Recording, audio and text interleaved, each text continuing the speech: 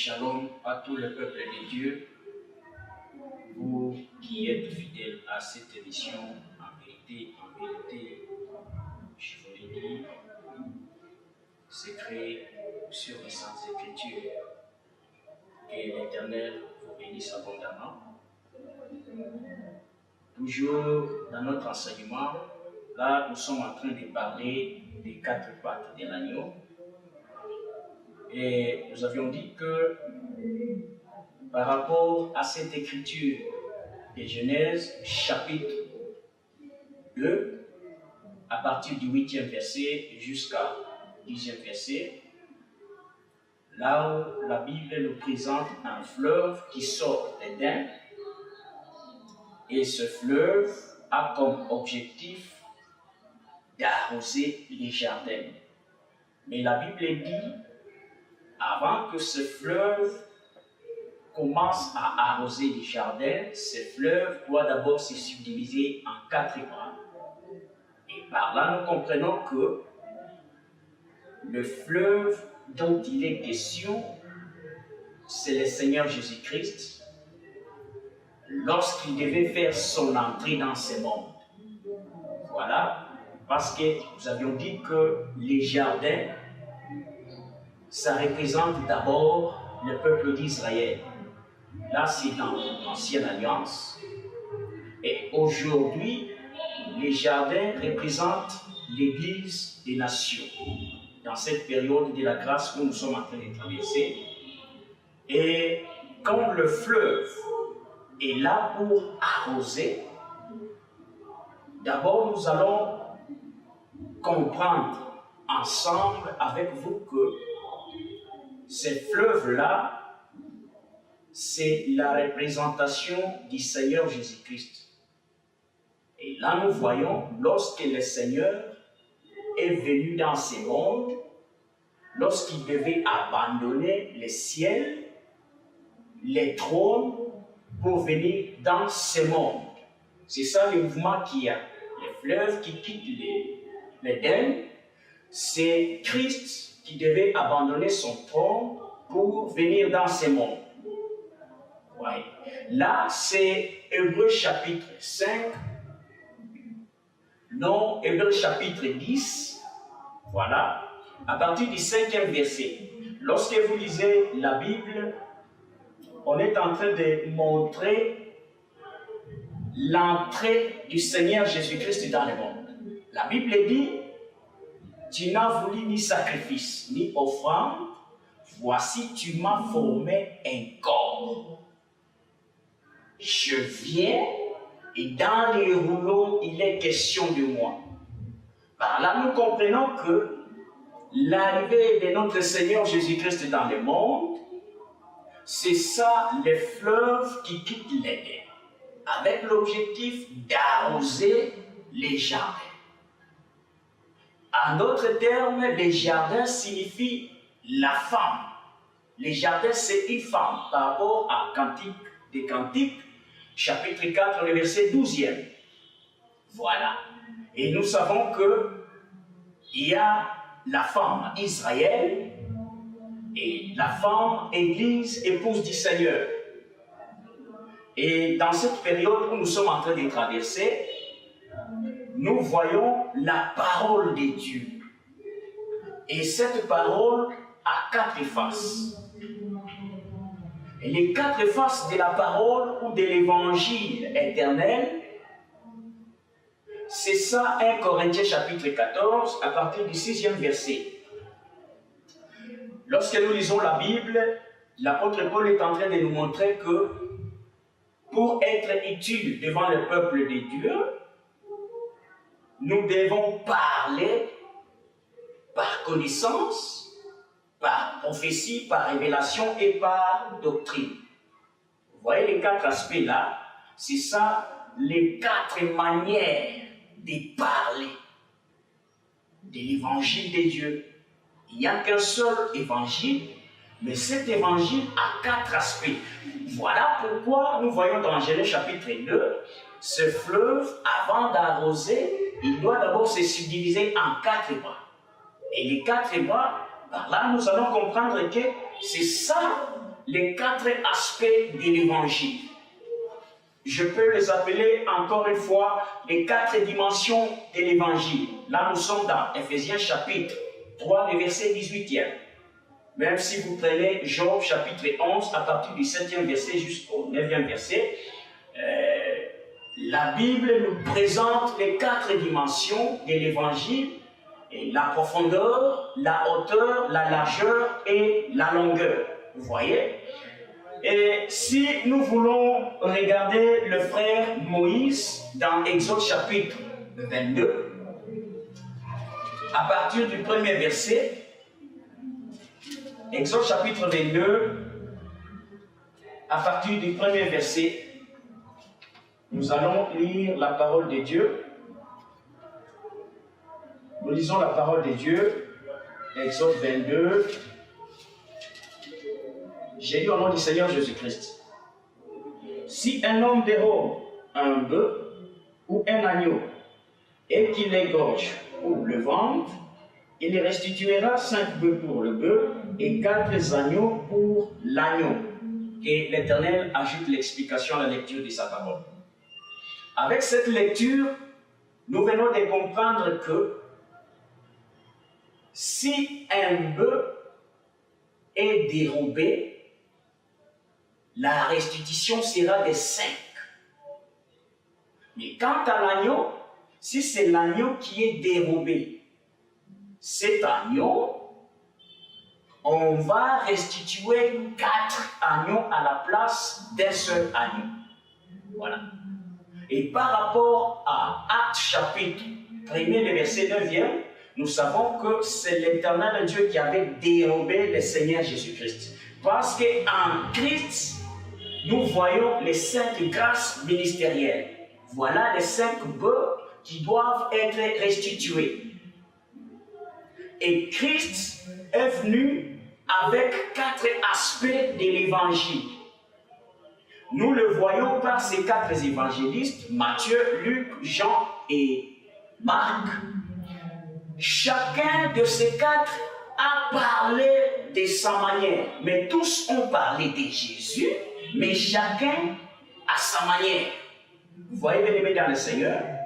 C'est-à-dire, lorsque vous consultez l'évangéliste Matthieu, il a parlé de Jésus, mais à sa manière.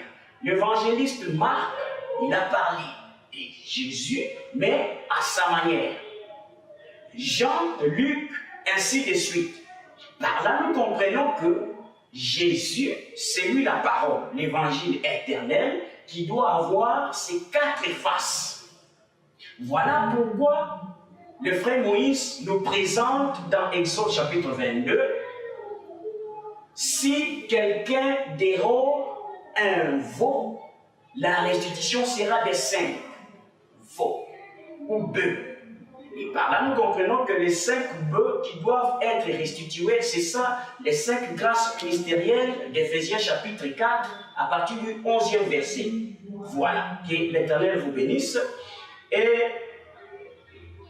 l'agneau qui est aussi dérobé, la restitution doit être des 4.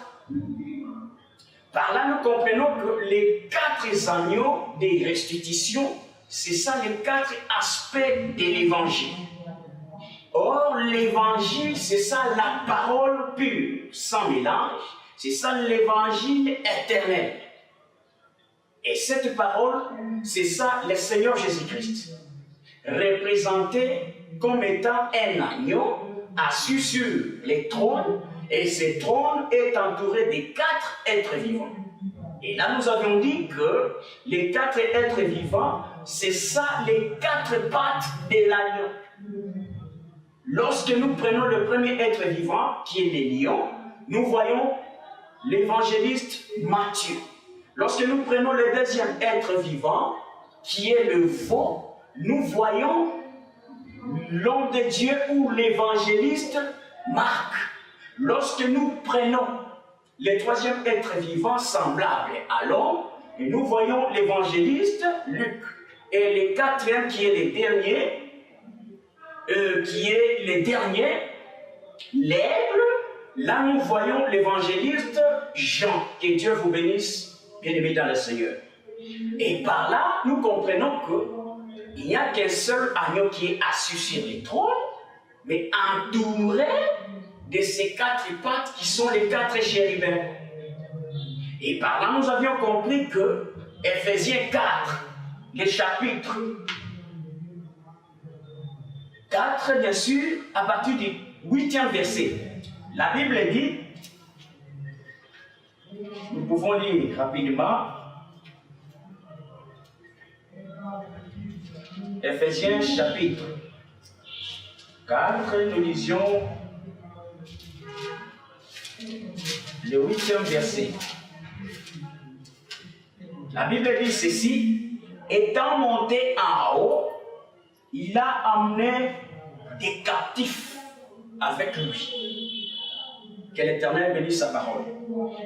Avec ce passage, nous allons comprendre que lorsque le Seigneur Jésus est venu dans ce monde, c'est ça l'image du fleuve qui quitte l'Éden pour venir dans ce monde afin d'arroser les jardins. Là, nous voyons la venue du Seigneur Jésus-Christ. Genèse chapitre 2, à partir du 8e à 10e verset. Voilà. Et après le travail, le Seigneur devait encore monter. Lors de son ascension, il devait monter avec les captifs. Et ces captifs-là, que nous venons de lire dans Ephésiens 4, 8, c'est ça les ministres. Vous voyez? Les captifs dont il est question dans Ephésiens chapitre 4, le verset 8e, c'est ça les 5 grâces ministérielles. Là, nous voyons les docteurs, l'apôtre, les prophètes, les pasteurs et l'évangéliste. Et toutes ces 5 grâces ministérielles étaient en Christ. Voilà pourquoi dans l'homme, nous voyons un homme qui est Moïse.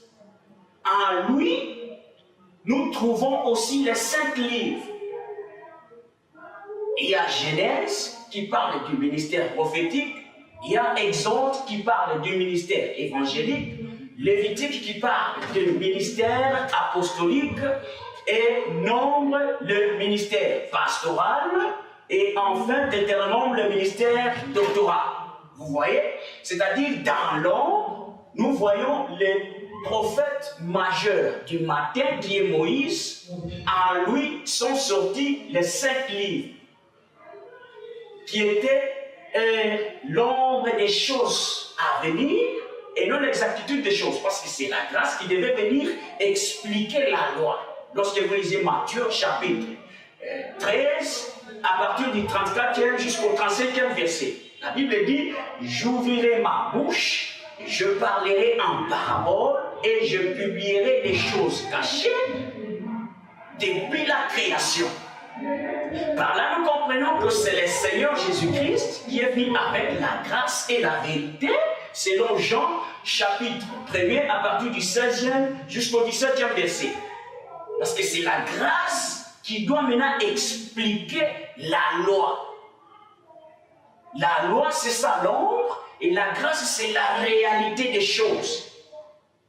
Et là, nous voyons la présence du corps et de la lumière. Il faut que la lumière frappe les corps pour que nous voyions l'ombre.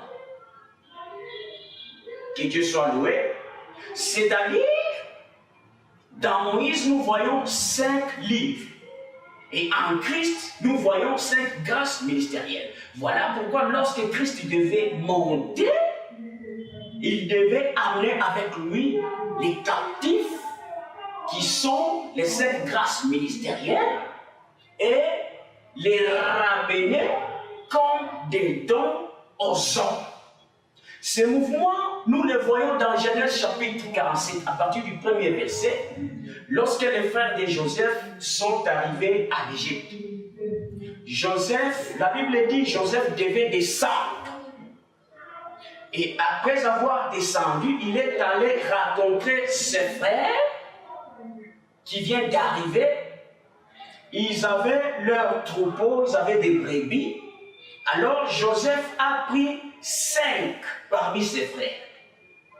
Il est allé avec eux. La Bible dit, Joseph a pris ses 5 frères, il est monté avec vers Pharaon pour aller les présenter. Voilà. Vous voyez ce mouvement bien aimé dans le Seigneur? C'est-à-dire, Joseph, nous le voyons, il descend, et puis il prend ses 5 frères, il les remonte avec, afin d'aller leur présenter devant Pharaon. Vous savez cette histoire-là, vous êtes lecteur de la Bible. Voilà, ce qui m'intéresse là-bas, c'est ce mouvement-là. C'est un mouvement prophétique qui cache une explication là derrière. Vous voyez, Joseph qui descend, c'est ça le fleuve qui quitte l'Éden, c'est ça le Seigneur Jésus-Christ qui abandonne son trône pour venir dans ce monde. Et Joseph qui prend ses 5 frères pour monter avec, c'est ça le Seigneur Jésus-Christ qui devait rentrer au ciel après avoir tout accompli à la croix de Golgotha par rapport à Éphésiens 4, 8. Il devait amener avec lui les captifs, aller les présenter au Père dans l'éternité. Vous voyez? Parce que là, nous voyons Pharaon qui typifie les pères et Joseph comme étant les fils qui remontent avec ses 5 frères. Et les 5 frères de Joseph, c'est ça les 5 grâces ministérielles d'Éphésiens 4, 8 à 11. Que Dieu vous bénisse. Vous voyez bien aimé dans le Seigneur. Et après, Pharaon leur avait ordonné d'aller résider dans la partie la plus meilleure du pays, qui s'appelait Goshen. Vous voyez? Parce que Goshen, c'était une ville dans le pays d'Égypte. C'était une partie meilleure. C'est là où le frère de Joseph devait aller s'installer pour nourrir leurs troupeaux, les brebis qu'ils ont amenés en Égypte. C'est un endroit délicat, un endroit de pâturage. Là, je me rappelle de notre frère David, dans Psaume chapitre 23, à partir du premier verset, où la Bible nous dit « L'Éternel est mon berger, je ne manquerai de rien. » Vous connaissez la suite? Par là, nous comprenons que Goshen, c'est un endroit de pâturage, là où se trouve la nourriture des brebis. Et l'Égypte, c'est l'image des mondes, de ces mondes. Voilà. L'Égypte, c'est l'image de ces mondes. Et Goshen, c'est l'image de l'Église dans le monde. Là, nous voyons les frères Lot qui devaient se retrouver en Sodome et Gomorrhe. Parce que nous devons comprendre que Sodome et Gomorrhe, c'est aussi l'image du monde. Et la présence de Lot en Sodome, c'est l'image de l'Église dans le monde. Vous voyez? C'est tout un enseignement. Mais je voulais juste prendre une portion pour dire que l'Église étant dans ce monde, nous ne devons pas nous conformer au siècle présent. Et la Bible dit, bien que nous vivons dans ce monde, mais nous ne sommes pas de ce monde. Voilà. Et là, nous comprenons que le mouvement qu'a fait le frère Joseph, nous le voyons aussi chez Moïse.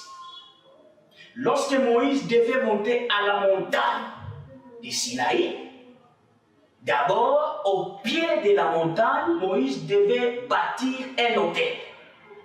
Après avoir bâti un autel, là nous voyons dans Exode chapitre 24, à partir du 4e verset.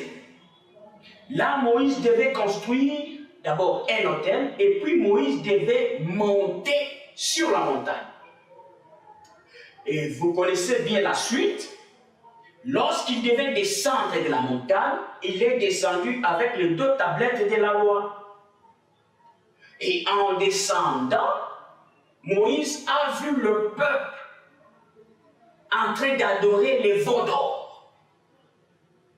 Et par colère, Moïse a pris les 2 tablettes de la loi, il les a jetées, il les a brisées et ça s'est éparpillé en pierre. Pourquoi? Parce que cet évangile, c'est l'évangile des pourquoi. Par là, nous comprenons que les 2 tablettes qui viennent d'être brisées, c'est ça les corps de Jésus.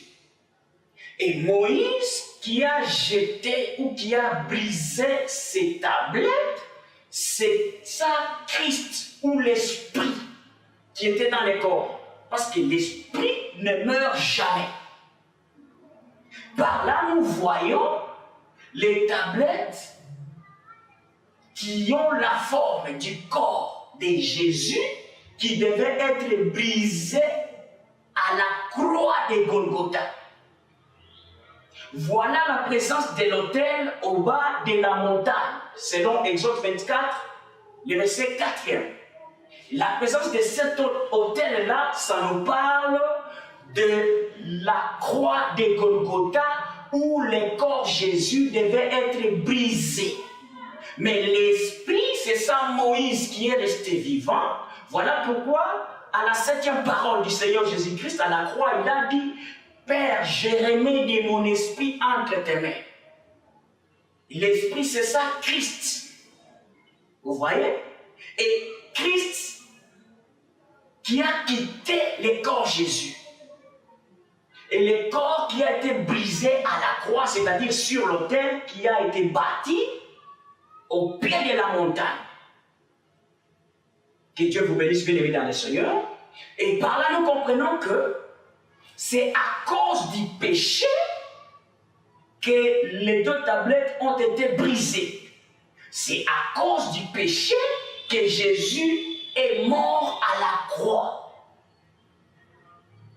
Et après avoir brisé ces tablettes, Dieu a dit à Moïse de remonter encore au sommet de la montagne.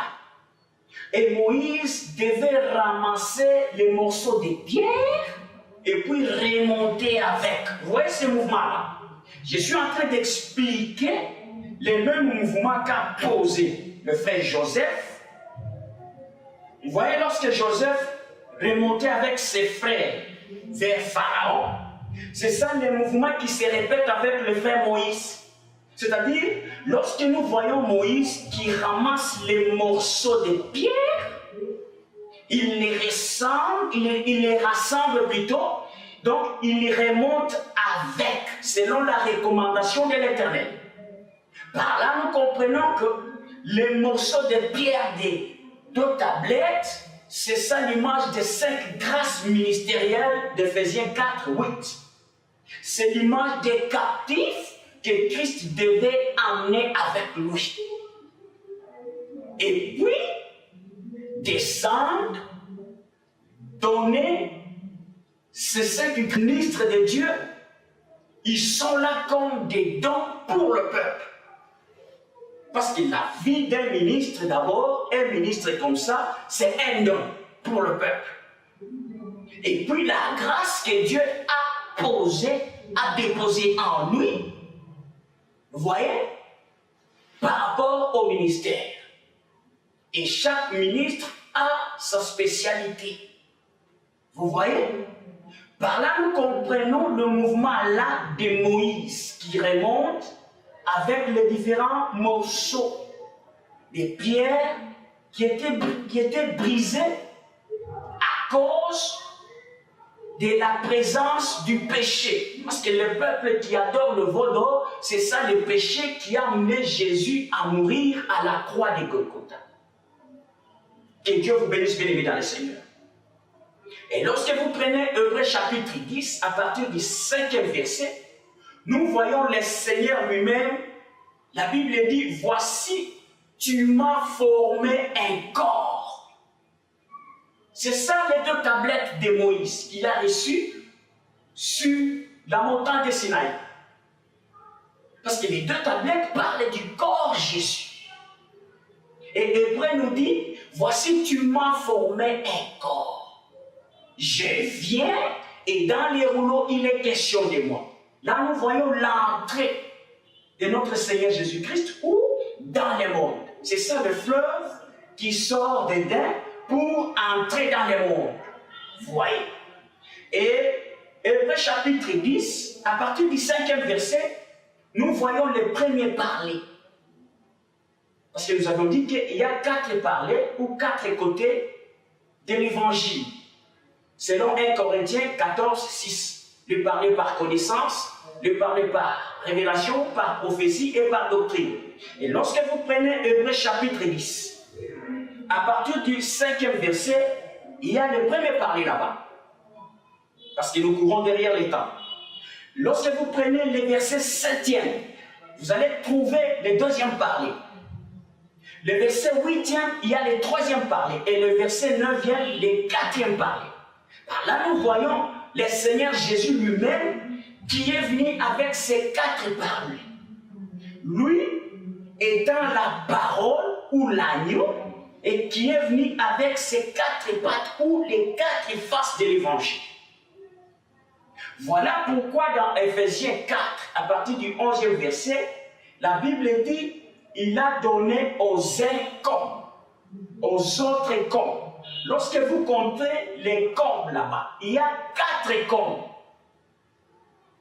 4 comme, c'est ça les 4 agneaux qui doivent être restitués dans Exode chapitre 22 à partir du 1er verset. Et après avoir compté les 4 comme, nous avons les 7 grâces ministérielles. Les docteurs, l'apôtre, les prophètes, l'évangéliste et les pasteurs. Et les 5 grâces-là, c'est ça les 5 bœufs qui doivent être restitués. Toujours dans Exode, chapitre 22, à partir du 1er verset. Et c'est ce que nous voyons aussi dans Exode chapitre 27, à partir du 1er verset. Là, on nous présente les 5 ustensiles avec lesquels on travaillait dans le tabernacle. Vous voyez? Et parmi ces 5 ustensiles, nous avons les brasiers, les pelles, les cendriers. Voilà. Ce sont les 5 grâces ministérielles. Parce que prochainement, nous allons entrer en détail pour expliquer chaque ustensile. C'est très très important pour le peuple de Dieu. Que Dieu vous bénisse, bien-aimés dans le Seigneur.